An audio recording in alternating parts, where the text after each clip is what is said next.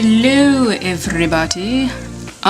This is the third time that I'm recording this. Hopefully it will freaking record this time. This time I wanted to make a video talking about how to do different types of black women's hairstyles. They are not exclusively black hairstyles, but they're kind of like, you know, afros and stuff. Like, it's typically black people stuff. Anyway, I wanted to start by showing you how I do these styles. It's more of a guide. It's not like a hard tutorial or anything like that, but just a guide of how I do these styles. And then specifically for afro styles, I wanted to show you how I color afro hairstyles, because coloring an afro gets tricky. Whereas if you have locks where the hair is twisted, or if you have braids where the hair is like intertwined, the coloring for that is not as technical.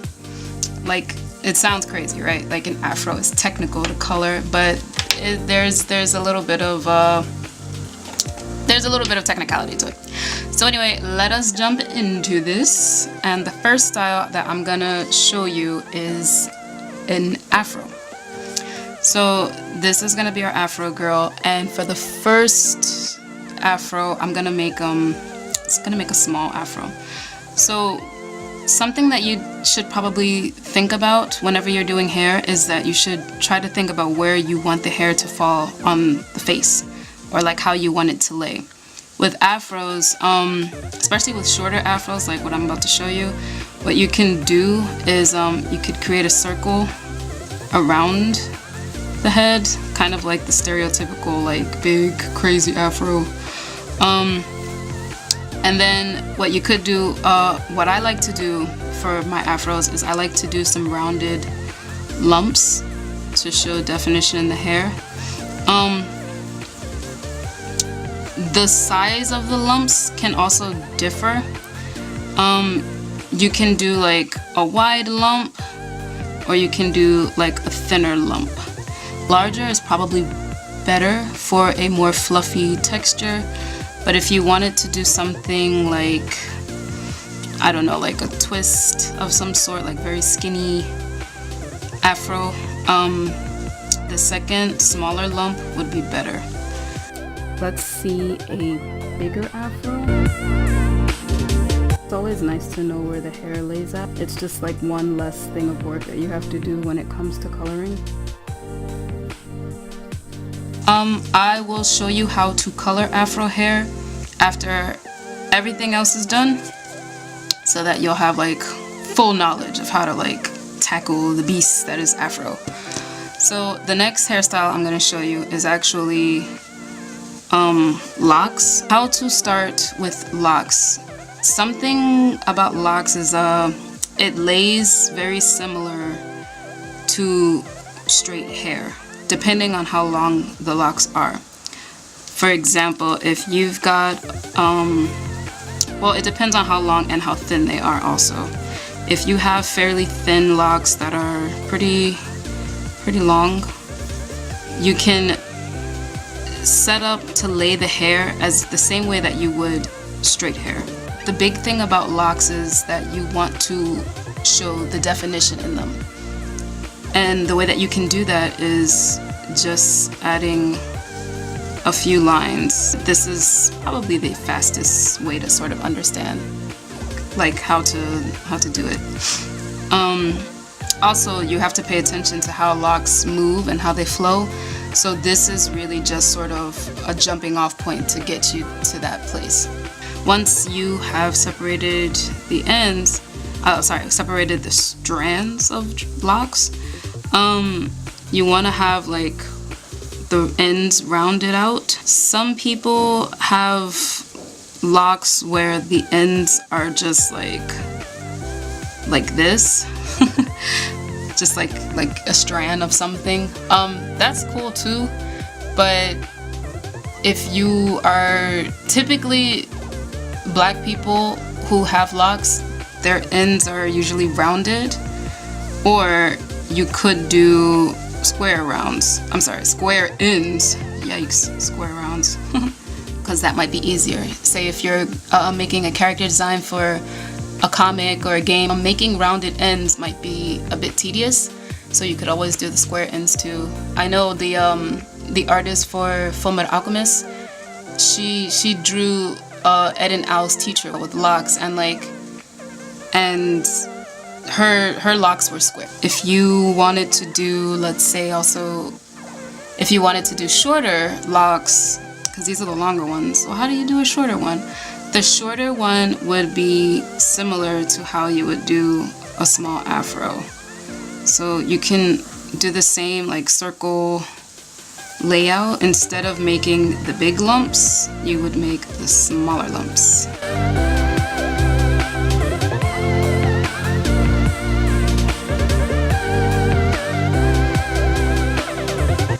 Those are the locks. And then the last hairstyle I'm going to show is a little bit more technical as far as the design goes. Braids. For braids, it is about the definition of the hair, and it's also about the pattern, that illusion of braids. The trick for a pattern that I use is I actually make hearts. If you sort of stretch this shape, you can create a braiding pattern. So it doesn't look like it though, right? If you add a whole bunch of these skinny hearts together, you start getting something that looks almost like the illusion of braids. Another method is actually just building on top of lines to basically give the illusion of something wrapping around each other. And then you just continue this pattern, and that would be also a braid.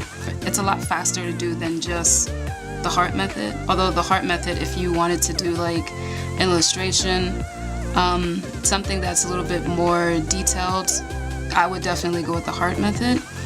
It's tedious, but if you are, for example, a digital artist, it's pretty easy.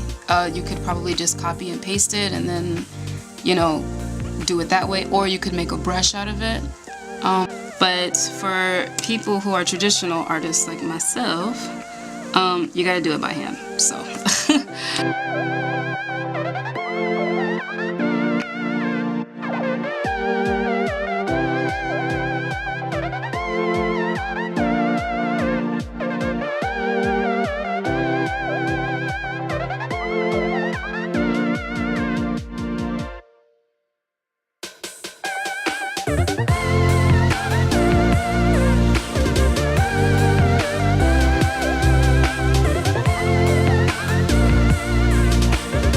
Okay, now for color. For the afro, so something that maybe a lot of people don't really know about afro hair is that it doesn't really reflect light. What I mean by that is this. Whenever you see a character with straight hair, and this is like every character in anime, their hair typically has like a shine to it. Oh well, okay. Let's give her this hair. So their hair typically has some sort of shine to it. You can't miss it. It's like, you know, it's just like a general highlight in their hair. Right, so this is what a general like drawing of somebody with straight hair looks like. Like you can see the highlights in their hair. It's nice and glossy and it's silky and it's pretty. Yeah, this doesn't happen with afro hair. And I'm going to tell you why. But first, I'm going to show you what it looks like for afro hair to have these same sort of physics? Is it physics? No, it's not physics. It's something else, but with the same sort of look. So let's assume that, you know, Afro hair had light reflected off of it.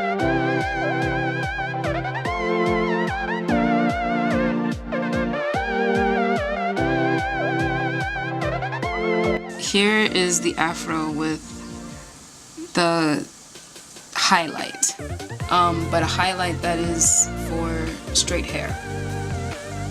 It doesn't look right. It looks like curly hair, but not sort of kinky, coily hair in the way that afro hair is. This looks like, you know, this looks like somebody's mom went to the beautician and she was like, oh my god, let me get the rollers in, and they like blow dried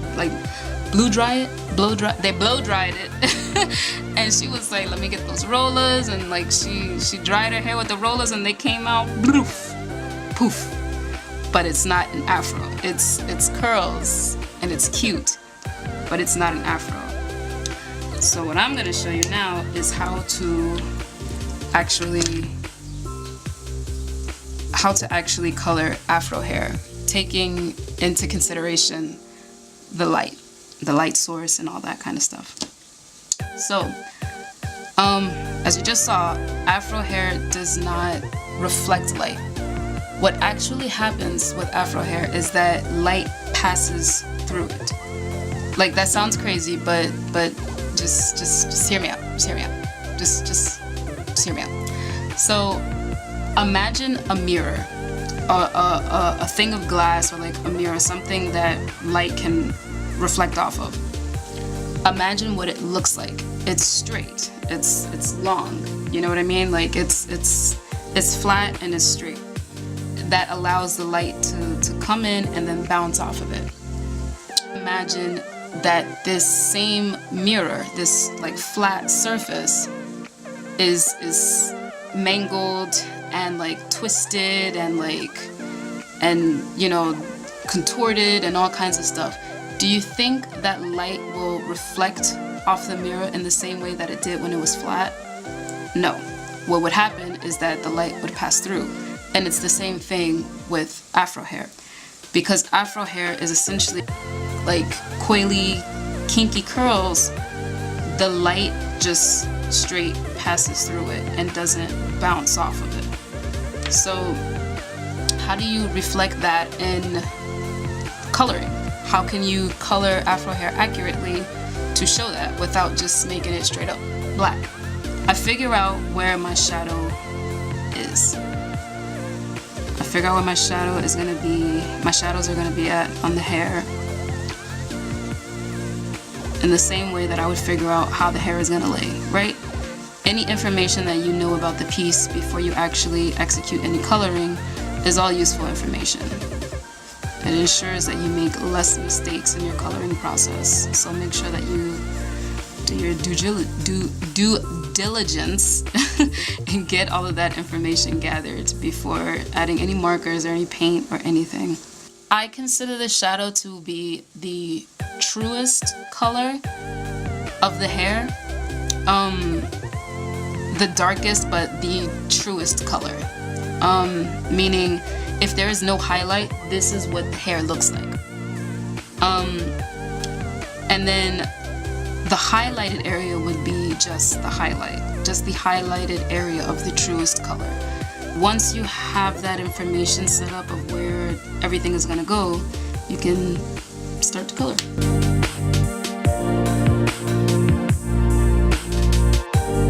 My preference for coloring is probably to do two first, to do the highlights first, which is why it's important to know where your shadows and highlights are so that you don't mess up the actual coloring process of that. Now, as you notice, you don't have to color the entire head. That's actually really wasteful when you're gonna be not actually using this space here for your browns or for the highlighted area of the hair. Do you want to add some curl just to give it like some extra sort of definition, to sort of bring the point home that this is curly afro hair? It's a nice like little detail that just makes it look a little bit more organic, in my opinion. And then now let's say you wanted to do colored afro. Oh man, like how can we do that? You separate it in the same way, the shadowing from the highlight. I like to color it in. It just makes it a little easier to see.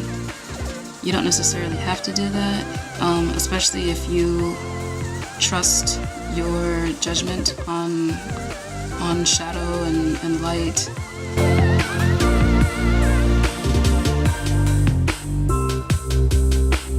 So again, I'm gonna go with the lightest part first, which is the highlight of the hair, and then I'm gonna go in on the ends. So like this is gonna be an ombre, right? So I'm gonna have another blue coming in. So I'm being mindful not to take up all the space with the blue, with the highlighted blue. Highlighted blue? The highlight, the blue highlight, the highlight of blue. Alright, and then after that, you add the shadow, or the truest part of the hair, the truest color of the hair, and then you add that to all of your shadowed areas. You add your extra curls and stuff, some extra details, just to bring it home. Oh man, I wish I could dye my hair like this kind of nice ombre blue. That'd be nice. I'm too afraid to bleach my hair. Jesus, no. Heck no. Too afraid it'll fall out. And I'm such a like do-it-myself person, and I'm like, nah, it's okay. I'll dye my hair myself. Next thing you know, bald. Yeah, that's I am good on the whole bald look. So, you know, there you go. That's basically it. That's how you do it. So, you know, if you like this video, if it helped you, please give the video a thumbs up. Comment down below about, you know, the tutorial. Like, was it okay for you? Were you able to understand it? And if you actually decided to use the tutorial, you know, tag your stuff below so I can see if it worked for you, and you know, we can talk about it and stuff like that.